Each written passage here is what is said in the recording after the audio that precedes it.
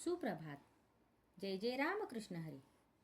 365 दिवसांच्या प्रवचन मालिकेतील आजचा दिवस 154. परमार्थ कसा साधेल.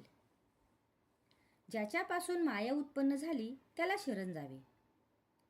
त्याला शरण जाण्याच्या आड काय येते ते पाहावे. करते पण टाका म्हणजे शरण जाता येते. माझ्यापणाने मिरवता आणि अभिमान कायम ठेवता मग भगवंताला शरण कसे जाता येईल. आपण संतांच्या दर्शनाला जातो आणि बायकोचे दुखणे बरे व्हावे असे म्हणतो, मग ते दर्शन खरे झाले म्हणायचे का. पोराबाळांकरता बायको करता संतांकडे नाही जावावे. संतांनी नामस्मरण करायला सांगितले, परंतु मुलगा वाचत नाही असे पाहिले की आपली रामावरची नामस्मरणाची श्रद्धा उडते. म्हणजे मी विषयाकरता नाम घेतो असेच झाले. विषय सुटावेत असे वाटते पण ते सुटतच नाहीत. याचे कारण आमची बलवत्तर इच्छाच नसते. संन्यास घ्यायला निघाला तर बायको पोरं घेऊन आडवी येते. तिला दूर सारून निघाला पण पुढे मोहात पडून परस्त्री करण्याची वेळ येते. माणूस व्यसनाकरता हे सर्व करतो, परंतु परमार्थाकरिता विषय आणि मोह दूर करून साधन कर म्हटले तर निरनिराळ्या सबबी आपल्या डोळ्यासमोर उभ्या राहतात. 24 वर्षे अभ्यास केला तरी पोटभर खायला मिळत नाही, मग परमार्थ मात्र 2 वर्षात साध्य व्हावा असे कसे म्हणावे. शांती ही परमार्थाची पहिली पायरी आहे.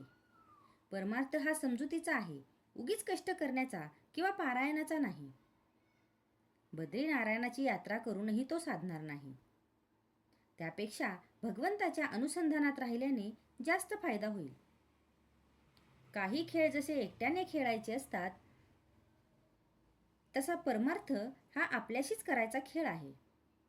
तो आपल्याशीच करायचा अभ्यास आहे. खेळामध्ये काही बाह्य साधन तरी लागते, पण या अभ्यासामध्ये त्याचीही जरुरी नसते. परमार्थ हा वृत्ती सुधारण्याचा अभ्यास आहे. आपला परमार्थ जगाला जितका कमी दिसेल तितका आपल्याला फायदेशीर आहे. जगातल्या मोठेपणात मुळीच सार्थक नाही. खरा मोठेपणा नसताना उगीच मोठेपणा वाटणे हा तर फार मोठा घात आहे. अंतर्यामी स्थिर होणे, स्वस्थता येणे, सावधानता ठेवणे, दगदग सोडणे हाच परमार्थ आहे. सतत आनंद मिळावा यासाठी प्रयत्न करणे याचेच नाव परमार्थ. जग काय म्हणेल म्हणून याचे वागणे, नाव, व्यवहार आणि भगवंत काय म्हणेल म्हणून वागणे हाच परमार्थ. कर्तव्यात भगवंताचे स्मरण हेच परमार्थाचे सार आहे.